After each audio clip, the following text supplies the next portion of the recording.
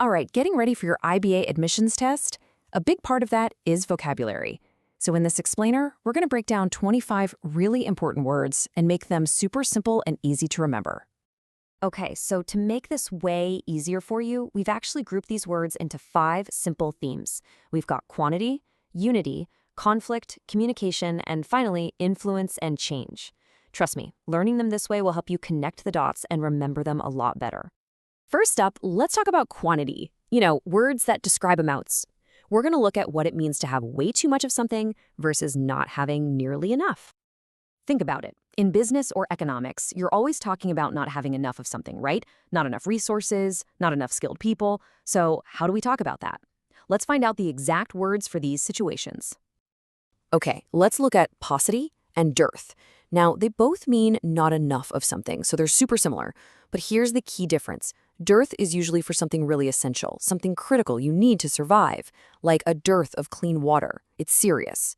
Paucity, on the other hand, is a bit more general. You could say there's a paucity of skilled workers, which is a problem, but maybe not a life or death one. See the difference?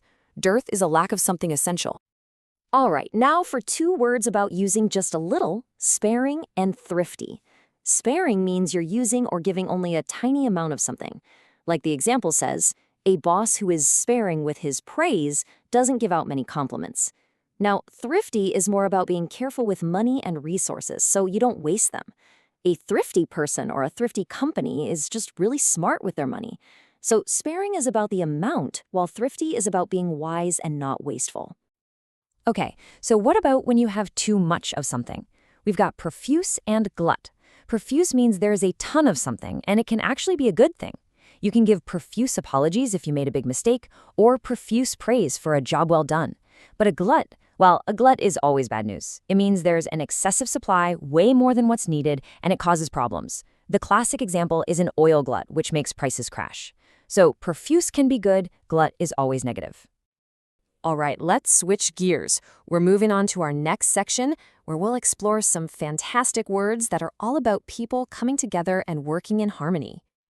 So let's break down this team spirit trio, because they're all a little different.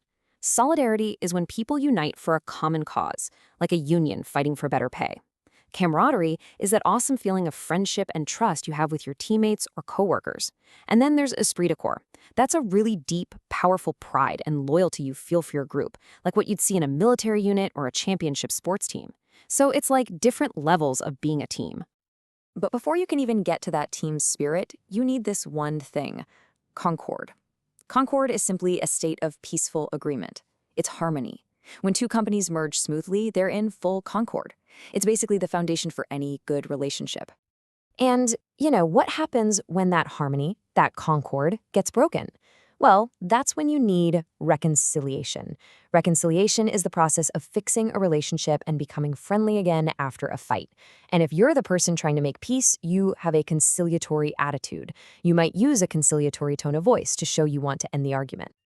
And that right there leads us perfectly into our next section. We just talked about working together, so now let's flip the script and look at words for when things fall apart, words about disagreement and conflict.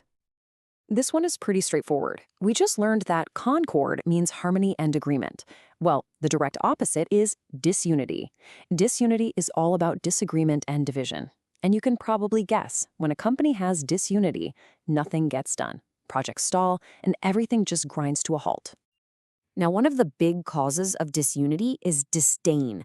Disdain is a really strong feeling of contempt. It's when you think someone or something is completely unworthy of your respect. It's like looking down your nose at them. If you view a proposal with disdain, you think it's just terrible. Okay, so when a conflict is happening, what do people do? Well, they might remonstrate. That's a fancy word for making a forceful protest or complaint. The staff might remonstrate with their boss. And what does the boss do? They might try to stifle the protest. To stifle something means to suppress it, to stop it from happening. So you remonstrate against something and someone else tries to stifle your voice. All right, let's move on to a really important topic for the IBA: communication. How do we talk about getting your point across clearly? Or maybe not so clearly? Let's dive in. Here's a pair of words you absolutely need to know: articulate versus inarticulate. To be articulate means you're really good at expressing your thoughts clearly. An articulate leader is easy to understand and inspires confidence. The opposite, of course, is inarticulate. If someone's speech is inarticulate, it's jumbled and confusing, and nobody knows what they're trying to say. Okay, let's talk about the praise family. These words are all connected. First, you can applaud something. That's a general way to show you approve. But commend is more formal, more official. Your boss might commend you for an excellent report. That act of formal praise is called a commendation. It might even be an award. And why did you get it? Because your work was commendable, meaning it deserved all that praise. See how they all link together?